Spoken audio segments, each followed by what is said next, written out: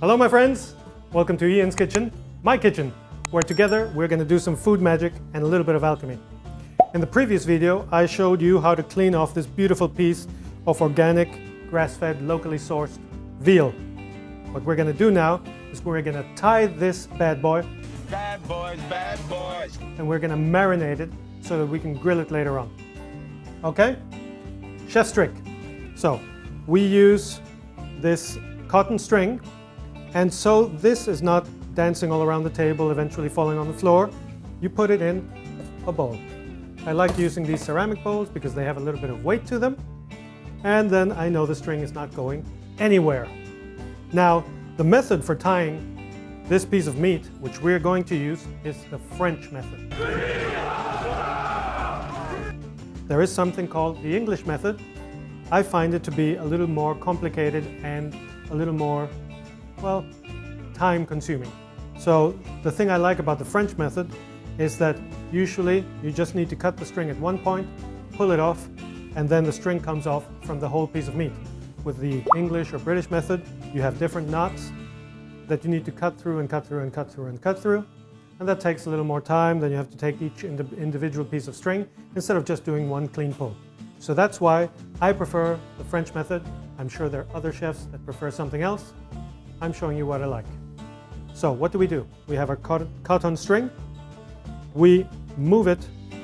And now I'm left-handed, so you're going to have to do the inverse of this. Left, right. But so you work your string under your piece of meat. All right?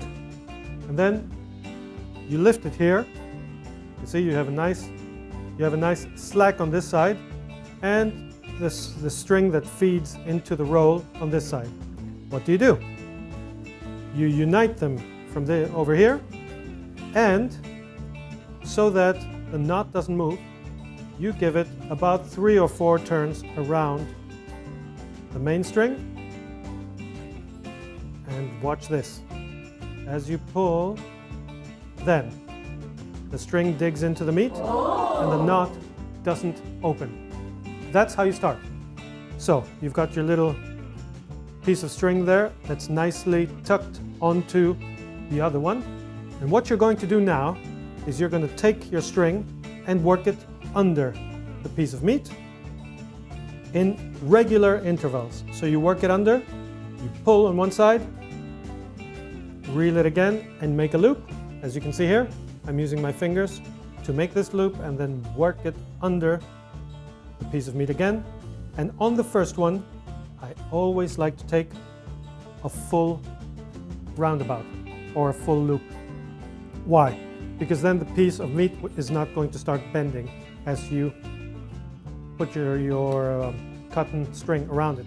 So again, you do the loop, work it under the meat, and I like it to be nice and tidy because it looks good when you're cooking too. I mean, some of the guests that we cook for, they like to come into the kitchen, or if we're grilling outside, they like to come over to the grill. So you want to be able to show a nice piece of workmanship, right? So, you see?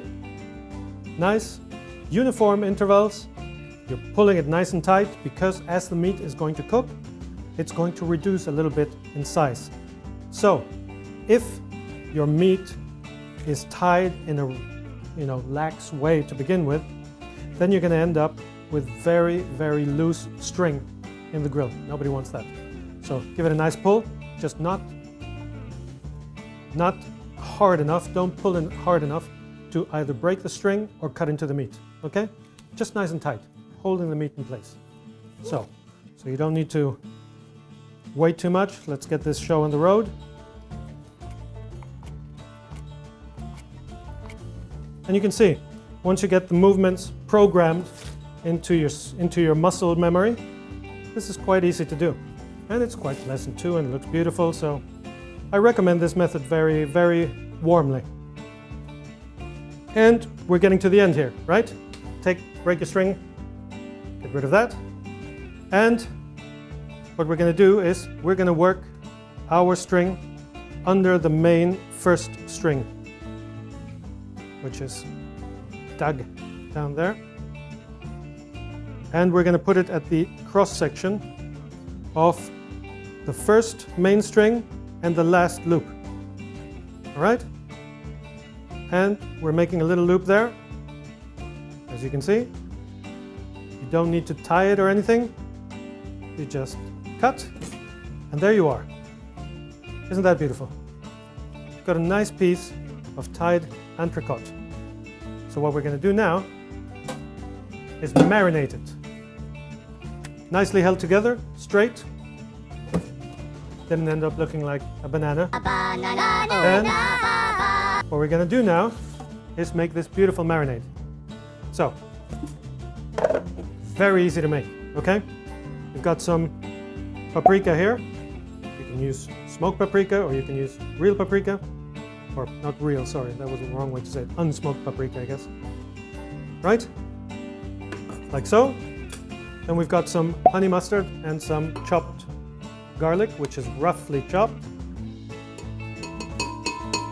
Like so. Here we've got some oregano, parsley, and some thyme, and rosemary, by the way. I like all these herbs, and I like them dry, because this is going to be, well, it's not going to be a wet or dry rub, because we do have the mustard and we do have the oil, but at least it's going to simulate dry rub, and it is going to give a beautiful crust. What I have here is some Chinese 7 spice, and I find that is a very, very great taste enhancer, especially when going on the grill and grill smoke. And last but not least, we have a mixture of salt and 2 kinds of pepper. We have white pepper and we have cayenne pepper, which is bringing the heat. All right? What we do then, give it a little oil. And as chefs usually say, when they say a little, it looks like pretty much, but it's not. So, now, what you got here is a beautiful thick mixture. You can see it, it's almost creamy. Well, it is quite creamy. It smells great. All right.